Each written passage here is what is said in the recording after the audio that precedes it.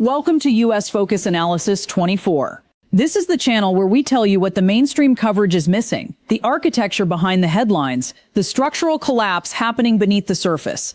What you are about to hear is the story of how a 47-year-old regime is tearing itself apart from the inside, not from American missiles, not from Israeli airstrikes, not from naval blockade. From within. Subscribe to U.S. Focus Analysis 24 right now and hit the notification bell because this story is moving every single day. And the next 72 hours will determine whether what we are watching is a political crisis or the beginning of institutional collapse. Something is breaking inside Iran right now. Not from the outside. What is breaking is coming from within.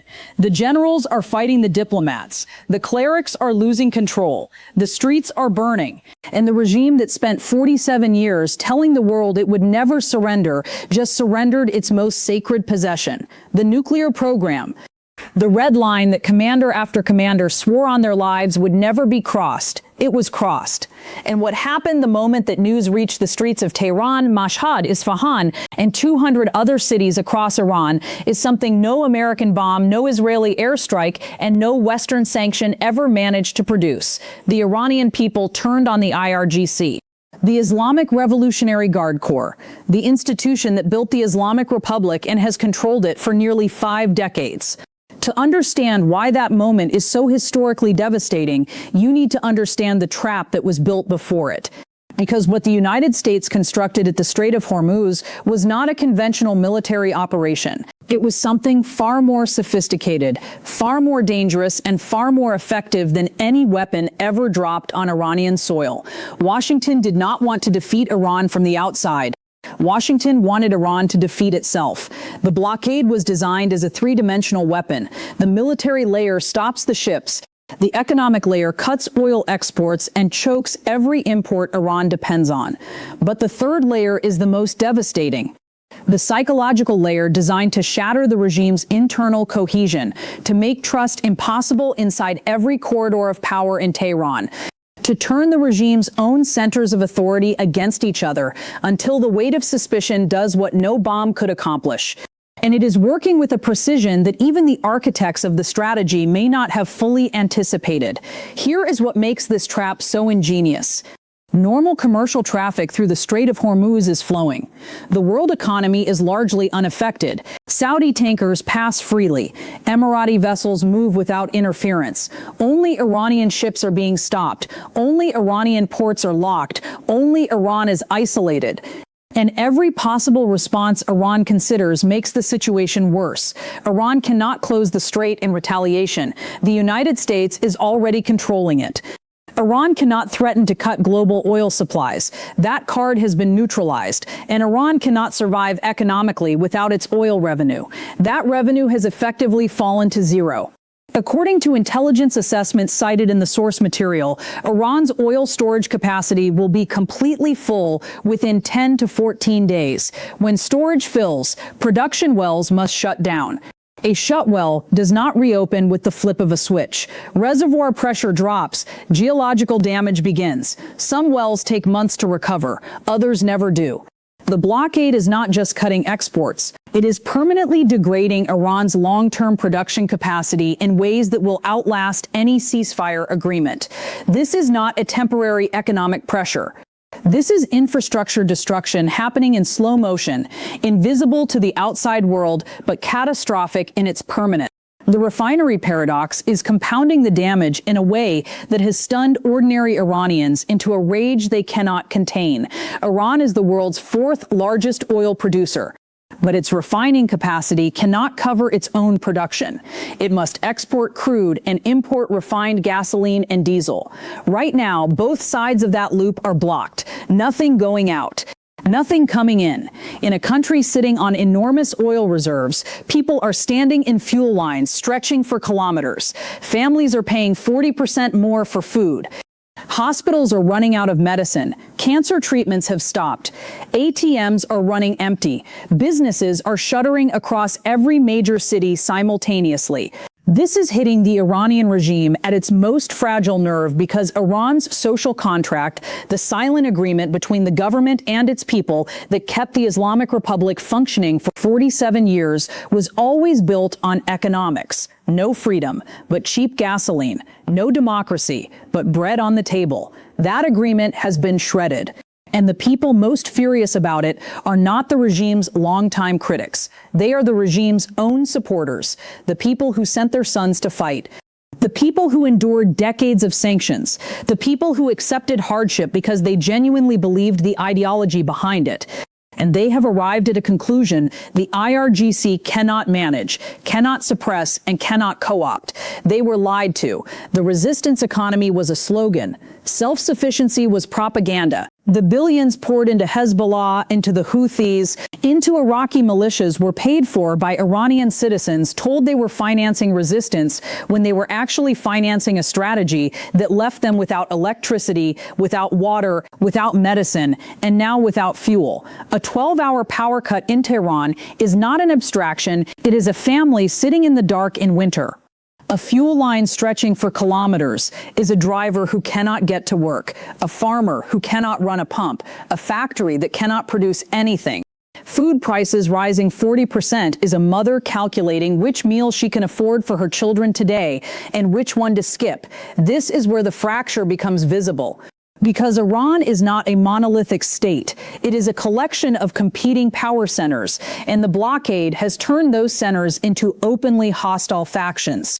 There are two completely different and now openly hostile power centers inside Iran. The first is the IRGC Corps, the Islamic Revolutionary Guard Corps, the generals, the hardliners, men who built their entire identity and reason for existing on resistance, on never backing down, on confronting the great Satan regardless of cost. This faction wants asymmetric escalation, mine-laying, cyber attacks, proxy operations, missile strikes, anything that signals defiance, even when defiance is no longer strategically meaningful.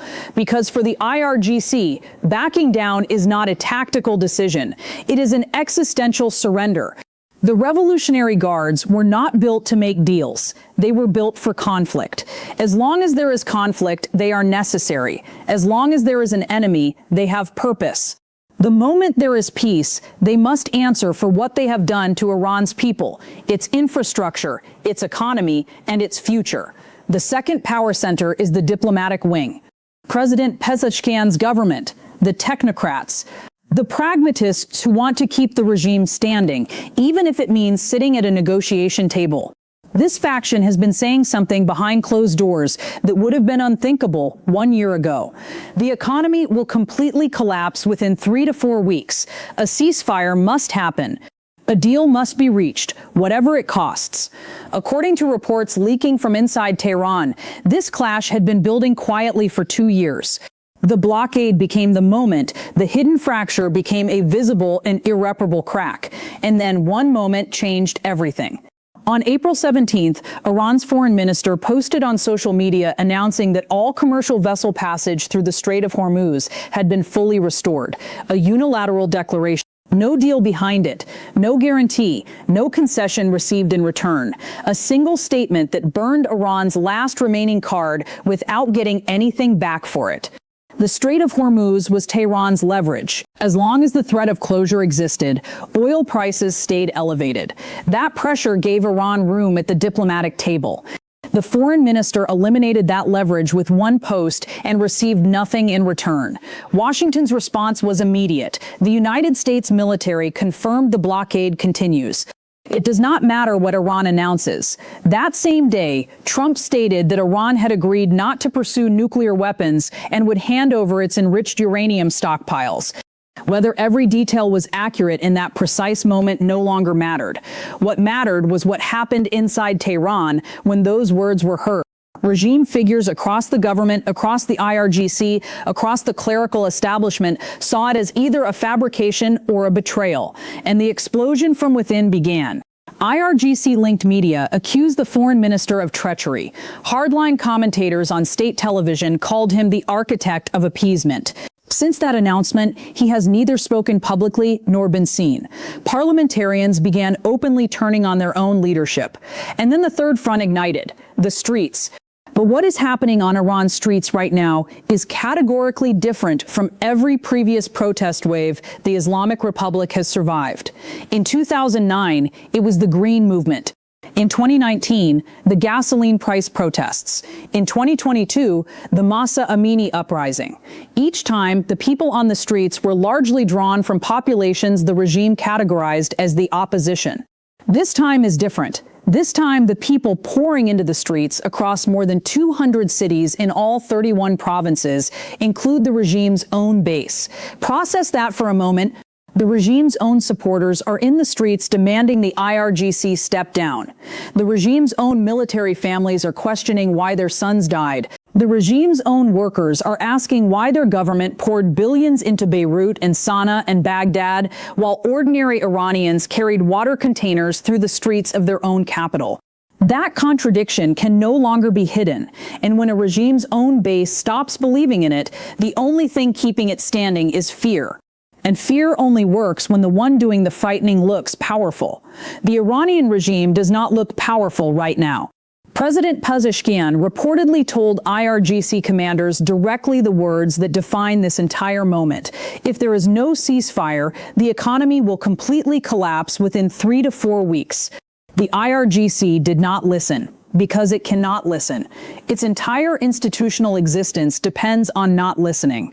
Slogans like "Change of the Army is with the people" have begun spreading through protest crowds. This is not a random slogan.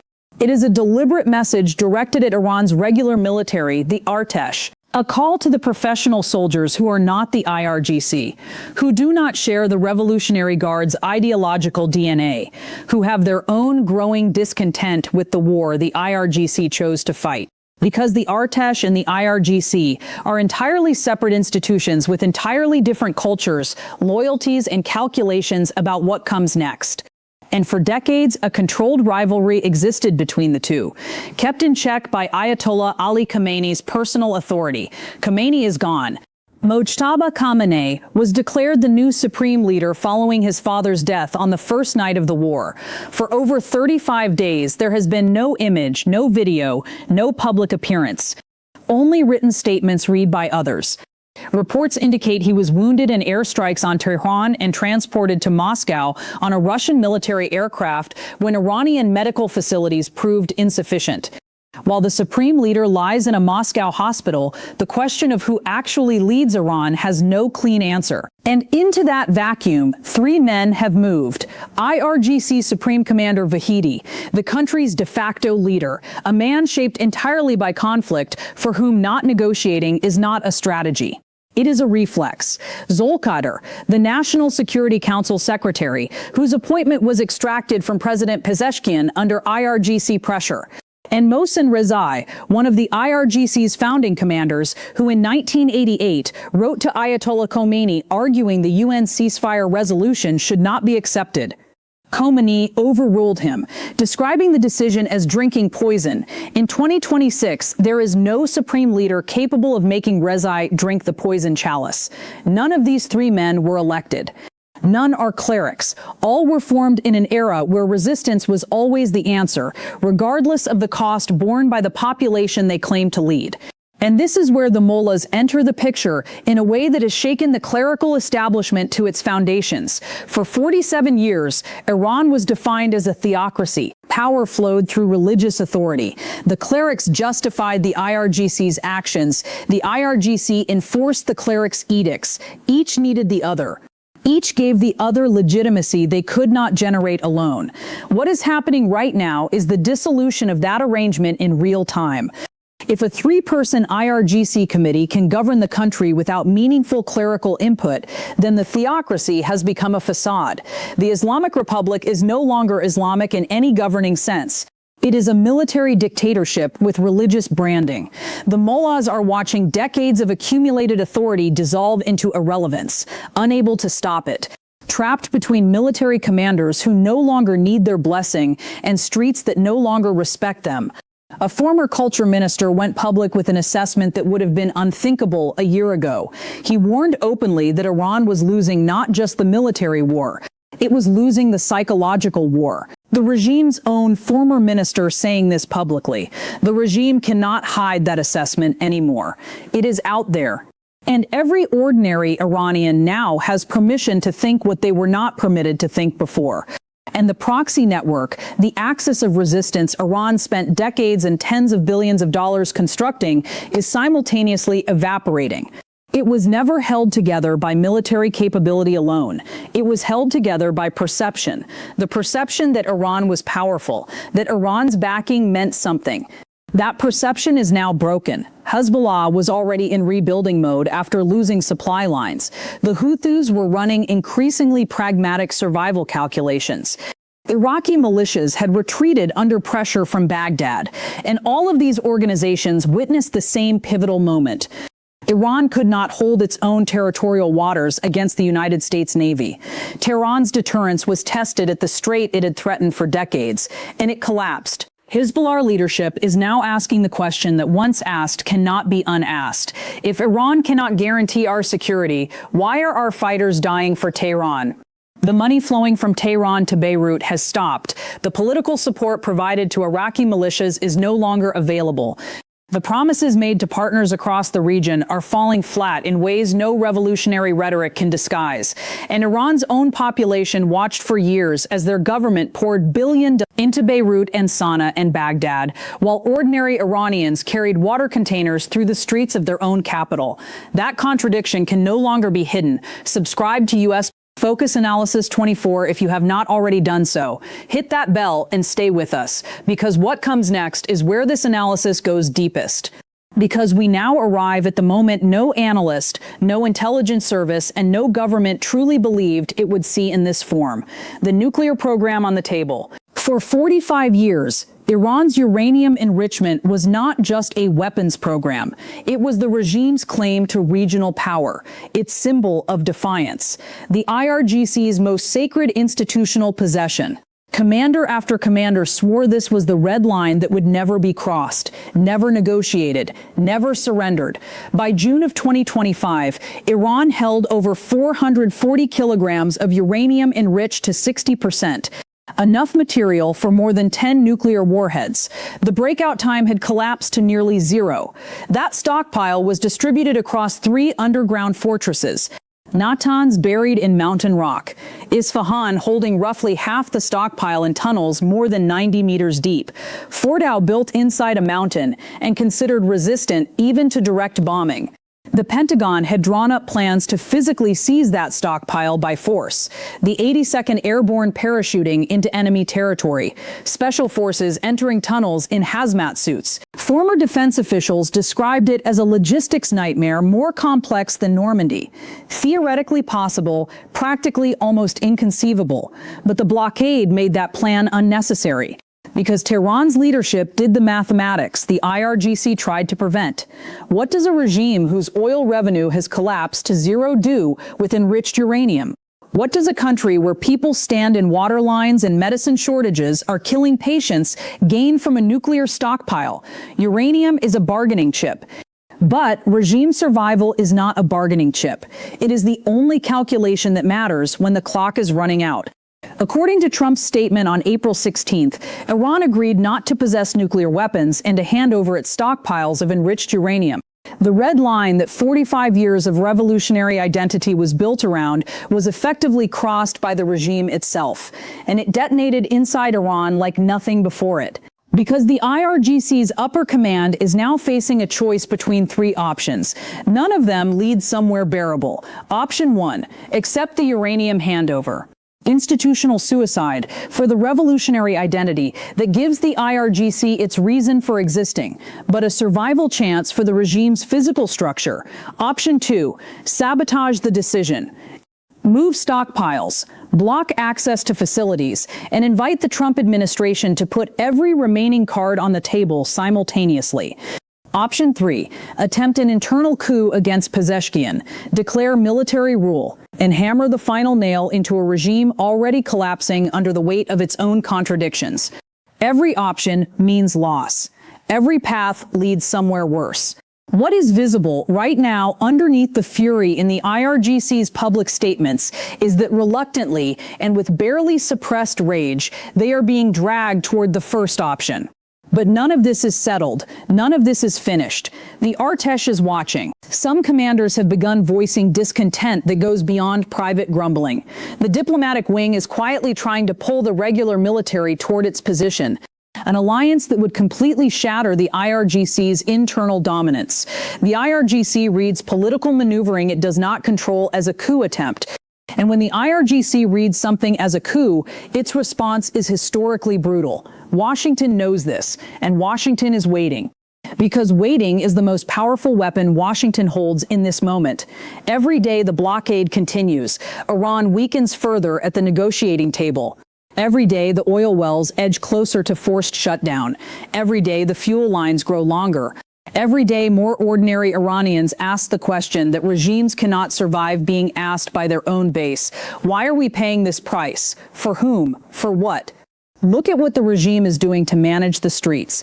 The January uprising spread across all 31 provinces, millions of people. Security forces opened fire and thousands were killed.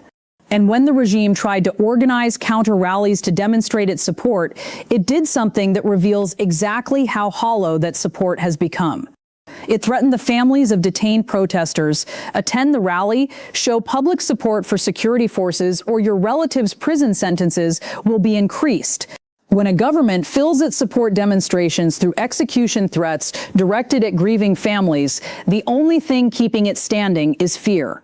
And fear only works when the one doing the frightening looks powerful. The Iranian regime does not look powerful right now. A year and a half ago, the same pattern played out in Damascus. Tens of thousands of Assad supporters in the streets, flags, slogans, shows of force that looked like genuine strength from the outside.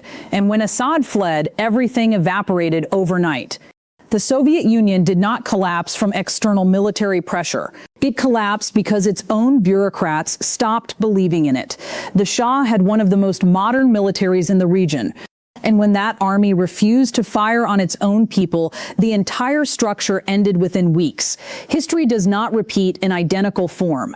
But the structural signature of a regime approaching collapse has always looked the same from the inside. A power vacuum at the top filled by competing factions rather than legitimate succession. A military functioning as a collection of factions with different loyalties. A civilian government paralyzed by military veto. A clerical establishment reduced to irrelevance. An economic system that stopped delivering the basic social contract. Streets where the regime's own supporters are asking out loud whether the people who led them here were ever actually on their side. Iran in 2026 has every one of these features simultaneously. And in the background, China is silent. As long as Beijing's own ships can pass through the strait to reach Saudi Arabia and the UAE, it is not intervening. A country China called a strategic partner for years has been left completely alone in its most critical moment because China is calculating Taiwan, its own economy, its own survival. Iran does not fit into those calculations right now. Russia is consumed by its own exhaustion. Ukraine, internal purges, economic pressure. Moscow has no hand to extend toward Tehran. Iran has never in its modern history been this isolated, not during the 1979 revolution, not during the 8-year war with Iraq, not during any sanctions regime the West has imposed over 4 decades. Washington built this trap without dropping a single bomb on Iranian soil. It closed the strait not to the world, only to Iran. It turned time into a weapon. It let the blockade's economic consequences move through Iran's population at their own pace. And it watched 47 years of suppressed contradictions explode the moment economic survival became impossible. The moment the gap between what the regime promised and what Iranians actually lived became too wide to bridge with any slogan. Trump could have fired a missile and united Iran against a common external enemy. History shows this repeatedly. External threats close internal cracks. External enemies unify divided populations. A bomb on Iranian soil would have given the IRGC exactly the narrative needed to suppress the streets, consolidate authority, and demand sacrifice in the name of national survival. Instead, Washington chose economic siege, psychological pressure, time, the strategy of making Iran's internal contradictions do the work that no weapon could accomplish from the outside. And the most consequential result of that strategy is happening right now, not in the Strait of Hormuz, not in any military headquarters, on the streets of more than 200 Iranian cities where the IRGC's own supporters are turning against it, where soldiers in the regular Artesh are hearing calls to join the people's side, where mullahs are watching their institutional authority be absorbed by military commanders who no longer need their blessing, where a president cannot choose his own cabinet and a supreme leader is absent, and the three men actually running the country have no answer for any of this. Iran is not acting like a country anymore. It has become a battlefield where three warring power centers fight each other while 88 million people pay the cost. The next decision will not come from Washington. It will come from inside Tehran, from rooms where generals are calling diplomats traitors, from mosques where clerics are watching centuries of religious authority dissolve into irrelevance, from streets where the people who once believed are discovering that everything they were told was the price of standing for something was actually the price of maintaining someone else's power. Throughout history, the verdict on that condition has always arrived faster than anyone predicted. A regime rotting from within does not require a final blow from the outside. It requires only the moment its own people stop carrying it. That moment across Iran is closer tonight than it has ever been. The IRGC built an empire on the promise that resistance would deliver power. That sacrifice would bring glory, that the Islamic Republic would stand forever. What they did not anticipate was the moment when ordinary Iranians would do the mathematics themselves. When families standing in fuel lines and food price lines and medicine lines would ask the simplest question, what are we resisting for? And when that question spreads, when it moves from whispered doubt to street-level conviction, no security force and no revolutionary rhetoric can stop what comes next. Drop your analysis in the comments below. What do you think happens in the next 72 hours inside Tehran? Does the Artesh move toward the diplomatic wing? Does the IRGC attempt to consolidate power through internal coup? How does a regime with three competing centers of power actually collapse when it collapses? We read every comment. We want to know what you think. Thank you for watching U.S. Focus Analysis 24.